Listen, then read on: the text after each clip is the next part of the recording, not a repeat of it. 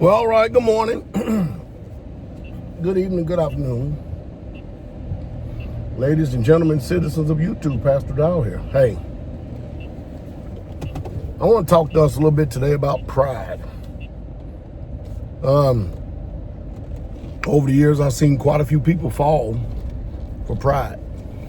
When you think about Lucifer, the House of Time, you think about his fall. Think about this for a second. He had everything. And on this earth, and in heaven, anybody could possibly want. But the one thing that he could not have, he lusted for and he wanted. He wanted to be like the Most High. You watch a lot of people that deal with pride, they'll never disclose to you their heart. But in time, you watch the manifestation. If you're hearing, you have to be careful when you're sitting with people and then they end up having malice in their heart and they end up speaking against someone and that person is not there.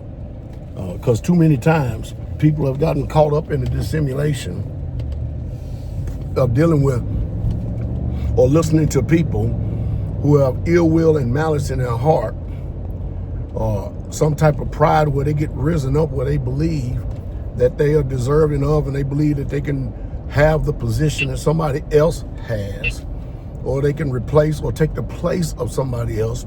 They're not going to tell you that. What they're going to start doing is they're going to, first of all, everything is about the reflection of them while they pointing fingers at everybody else. That's what Satan did. And something that they never could obtain and never could have, they believe that they're entitled to it, such as position and power. You know, I learned very early on that you as a, when you're a leader, you make sure that you move real slow to ordain someone and put them into a position of power to where they're going to end up having authority over people, because most people can't handle positions of authority. If somebody's heart was going to be revealed to you, how is it revealed? The only way you'll know what's going on with someone's heart is when they open up their mouth. The Most High, he heard and he knew and he discerned when Satan, the whole time still, when Lucifer, the whole time still full of splendor, full of beauty, the anointed cherub that covered the whole 9 yards. But while all this was still going on with him, nobody could see the change that was going on the inside, because the outside still looked the same. It still looked the same, and that was the deception. And when you get someone that's prideful, you watch and see, they always make a subtle attack, and they build up a coalition and make an attack against the one that is, quote unquote, in their way. Or this earth is not big enough for the both of us. Many people fall for that. And you should take an account of the account, because it's mostly about I.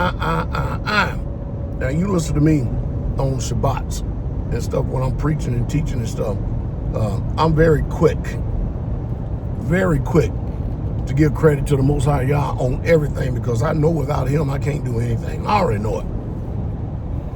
I say because of his mercy, because Jesus, hallelujah. Because, it is. It really true. I'm not falling short in crediting him, because without him we can do nothing. But man, you cannot sit down at the table with an evil, bitter person that is not disclosing to you what's really going on in them. Now, because if not, you'll get blinded and you'll get caught up with their speech.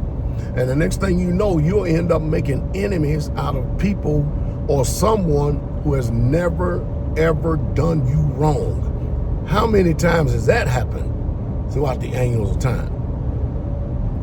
Man, I experienced it at least on 2 or 3 occasions in this ministry. And it's sad that people sit back and they have all this ill will and they malice, and they never communicate. But they communicate with other people hoping to affect their minds, but they never communicate the truthfulness of that malice and that ill will. Man, don't get caught up. Save yourself. Because again, like I said, you can find yourself hating someone that don't deserve your hate. You can find yourself being offended with someone that don't deserve being offended. I mean, it's off the chain.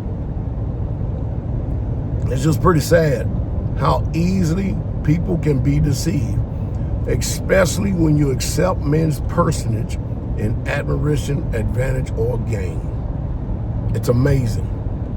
And the next thing you know, you done burned so many bridges, and the person that was there for your benefit, you no longer have access to them. You no longer have access to their life because they have cut you off.